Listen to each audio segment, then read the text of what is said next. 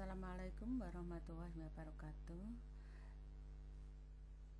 Bertemu dengan saya pada mata kuliah Manajemen Operasional oleh Nurul Komariatin SEMSI, di mana bahasan pagi ini yaitu tentang peramalan atau biasa disebut dengan forecasting pada suatu usaha. Yang dimaksud dengan peramalan adalah usaha untuk menggambarkan keadaan yang akan datang, di mana tujuan dari peramalan ekonomi itu sendiri untuk mengurangi resiko atau ketidakpastian yang dihadapi perusahaan dalam mengambil keputusan operasional baik jangka pendek maupun jangka panjang dalam perencanaan untuk pertumbuhan jangka panjang. Manajemen produksi atau operasi menggunakan hasil-hasil peramalan usaha tersebut untuk pembuatan keputusan yang menyangkut baik pemilihan proses, perencanaan kapasitas, layout fasilitas, dan untuk berbagai keputusan yang sifatnya terus-menerus berhubungan dengan perencanaan, planning, scheduling, dan persediaan. Kemudian metode dari peramalan usaha itu sendiri bisa bersifat top down maupun bottom up. Top down artinya yaitu dengan menggunakan hasil peramalan berbagai kondisi ekonomi yang umum yang dibuat oleh para ahli ekonomi dalam lembaga baik pemerintah maupun perusahaan serta universitas-universitas. Sementara metode peramalan yang sifatnya bottom up dari bawah ke atas biasanya dimulai dengan memperkirakan permintaan produk individual, kemudian peramal menerima estimasi dari orang-orang penjualan, distribusi, dan langganan untuk membuat suatu keputusan. Proses dari peramalan itu sendiri ada beberapa tahap, yaitu dimulai dengan kita menetapkan tujuan dari peramalan tersebut akan digunakan untuk apa.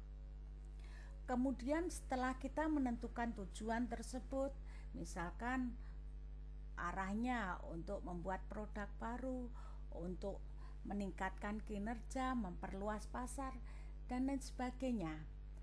Kemudian dari penentuan tujuan kita membuat model yang sesuai atau bisa dikatakan rumusan ya. Kemudian kita menerapkan model tersebut, mengaplikasikannya sesuai tujuan yang ingin dicapai, kemudian mengembangkan model dan melalui revisi dan evaluasi kaitannya keakuratan dari model tersebut pada tujuan yang akan dicapai. Teknik peramalan dibedakan pendekatan kualitatif maupun kuantitatif. Kualitatif berarti lebih ke kualitas secara teoritis. Kalau kuantitatif itu lebih akurat karena berdasarkan angka-angka atau model yang sesuai. Dalam beberapa kondisi, kedua metode atau teknik baik kualitatif atau kuantitatif biasanya di-mix untuk memperkuat keakuratan hasil peramalan itu sendiri.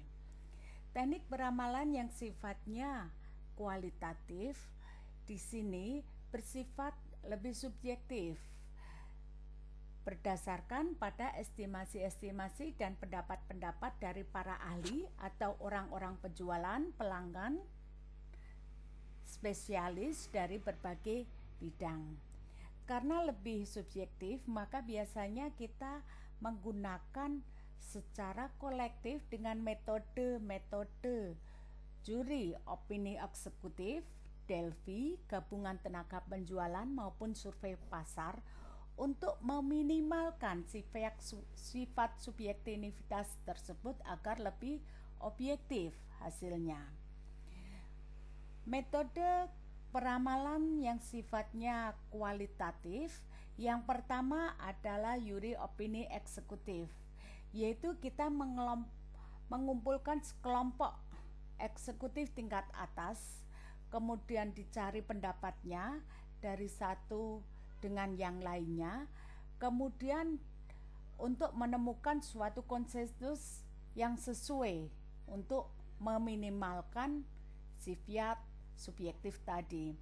Kelemahan metode ini itu sangat tergantung dari masukan tiap individu tersebut karena bisa juga sifatnya bias. Metode ini merupakan metode yang bisa dikatakan sangat sederhana. Metode yang kedua adalah metode Delphi. Teknik ini menggunakan suatu prosedur sistematis untuk mendapat suatu kesepakatan konsensus dari pendapat-pendapat para ahli tadi. Keuntungannya dapat menggambarkan keadaan lebih akurat dan profesional sehingga peramalan diharapkan mendekati aktual dibandingkan metode yang sebelumnya. Yang ketiga adalah metode gabungan tenaga penjualan. Di sini merupakan sumbangan informasi yang baik tentang permintaan customer dari wilayah-wilayah mereka. Tiap tenaga penjualan meramalkan tingkat penjualan di daerahnya, kemudian digabungkan pada tingkatan provinsi, kemudian pada skup yang lebih luas yaitu nasional untuk mencapai peramalan secara keseluruhan. Dan metode yang keempat adalah survei pasar. Nah, di sini masukan konsumen, baik konsumen real, yaitu yang membeli saat ini, maupun konsumen potensial yang berencana untuk membeli pada kesempatan yang akan datang. Di sini peramalan akan digunakan untuk mengisi data-data historis atau data yang tidak reliable ini ya, dari hasil survei pasar. Nah, hasil ini digunakan untuk meramalkan permintaan jangka panjang dan penjualan produk baru. Kelemahannya di sini akan sangat mahal dan sulit.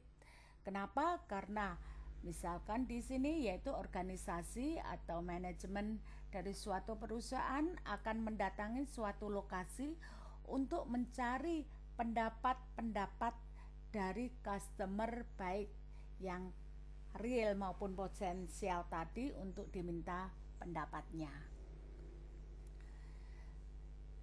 Sementara metode yang pendekatan yang kedua yaitu pendekatan yang sifatnya kuantitatif. Di sini peramalkan kejadian di masa datang atas dasar serangkaian data historis yang merupakan hasil observasi dari berbagai variabel menurut baik waktu dan digambarkan bisa juga dalam bentuk grafik yang menunjukkan perilaku variabel subjek atau gambaran grafik terhadap kecenderungan dari objek subjek yang digambarkan tadi.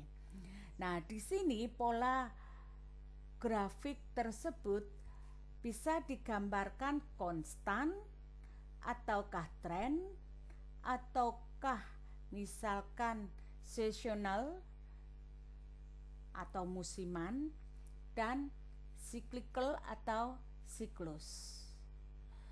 Nah, untuk metode time series dengan gambar grafik yang sifatnya stasioner atau mendatar, ini biasanya berupa kebutuhan produk-produk kebutuhan pokok. Misalkan kita dalam berkonsumsi makanan pokok beras ini, entah pada saat bulan apapun, musim apapun, entah perekonomian sedang tumbuh atau menurun, kita mengkonsumsi produk tersebut, misalkan beras. Kemudian time series di sini yang kedua dipolakan secara kecenderungan tren ke atas ini. Di sini kita bisa menggunakan alat analisis metode regresi korelasi tersebut atau metode kuadrat terkecil. Ini bisa menggambarkan tren kecenderungannya ke atas mengalami pertumbuhan. Kemudian seasonal effect, ini musiman. Jadi misalkan kita untuk penjualan pakaian-pakaian muslimah misalnya, itu akan meningkat di bulan-bulan menjelang puasa maupun lebaran. Atau misalkan kita mengkonsumsi minuman yang dingin itu biasanya pada saat musim panas. Nah, ini selalu berulang. Jadi produk-produk misalkan tadi busana muslimah itu meningkat menjelang puasa. Sepeda motor meningkat menjelang tahun ajaran baru. Peralatan sekolah meningkat menjelang tahun ajaran baru. Dan di luar musim tersebut maka penjualannya akan menurun. Kemudian metode ini bisa juga menggunakan data regresi. Kemudian yang keempat adalah cyclical effect, siklus. Kalau perekonomian kita sedang tumbuh tinggi, maka usaha apapun atau penjualan kita akan mengalami kenaikan yang signifikan. Tetapi kalau perekonomian sedang merosot, menurun, maka penjualan kita akan kena dampak, yaitu ikut menurun. Nah, 4 grafik tersebut merupakan pola data dengan metode regresi atau analisis tren. Metode yang sifatnya kuantitatif yang pertama yaitu metode kausal. Kausal artinya sebab akibat, yaitu merupakan teknik yang sifatnya akurat atau tepat. Umumnya membahas pendekatan yang sifatnya kausal atau sebab akibat yang bersifat eksplanatoris, yaitu menjelaskan dan bertujuan untuk meramalkan keadaan yang akan datang dengan menemukan dan mengukur beberapa variabel independen pengaruhnya terhadap variabel dependen atau variabel bebas terhadap variabel tidak bebas. Misalkan dalam teori harga terhadap permintaan produk. Kalau harga naik, biasanya permintaan akan turun. Tetapi kalau harga turun, permintaan akan naik. Atau juga misalkan promosi suatu produk dinaikkan, kegiatan promosi dari anggarannya, dari kegiatannya, maka akan berpengaruh terhadap volume penjualan yang meningkat. Nah, hubungan yang pertama dan yang kedua ini digambarkan misalkan kalau untuk menghitung seberapa kuat dari pengaruh antara variabel independen terhadap variabel dependen tersebut, kita menggunakan analisis regresi. Sementara kalau untuk mengukur seberapa kuat hubungannya, kita menggunakan analisis korelasi. Berikut adalah metode analisa regresi yang sifatnya sederhana.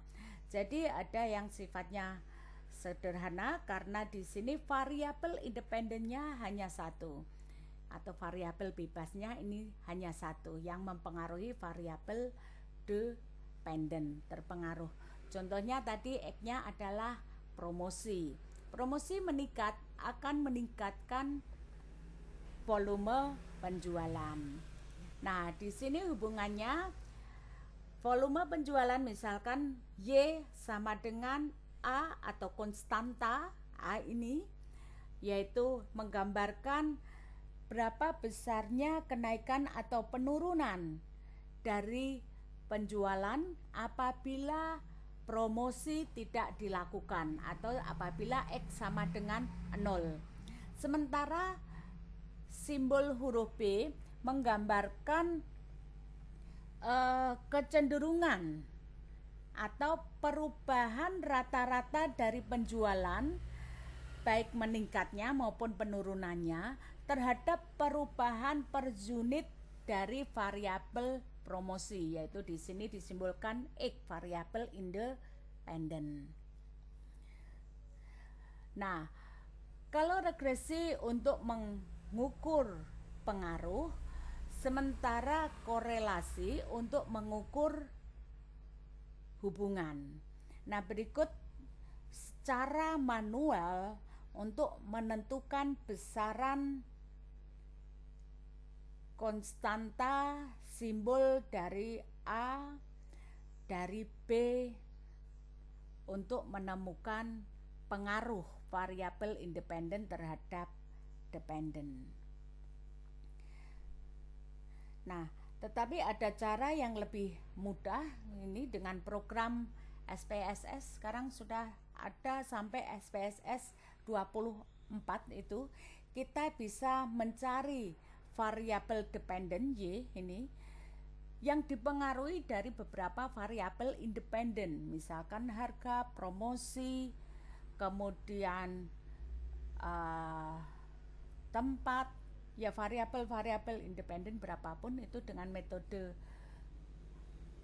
regresi kita juga bisa langsung menemukan hubungan keeratannya seberapa kuat ini dengan program SPSS. Nah, analisis korelasi mengukur hubungan antara dua variabel, yaitu dependen dan independen tadi, dependen dan independen dengan dependennya, yaitu seberapa kuat. Di sini digambarkan nilai korelasi terletak antara -1 dan 1. Kalau angkanya mendekati -1 menggambarkan hubungan tersebut lebih ke negatif. Contohnya pada analisis teori harga dengan permintaan produk. Tetapi kalau R korelasinya mendekati angka 1, di sini menggambarkan hubungan tersebut kuat dan sifatnya positif. Contohnya variabel promosi terhadap volume penjualan ini. Tetapi kalau mendekati angka 0,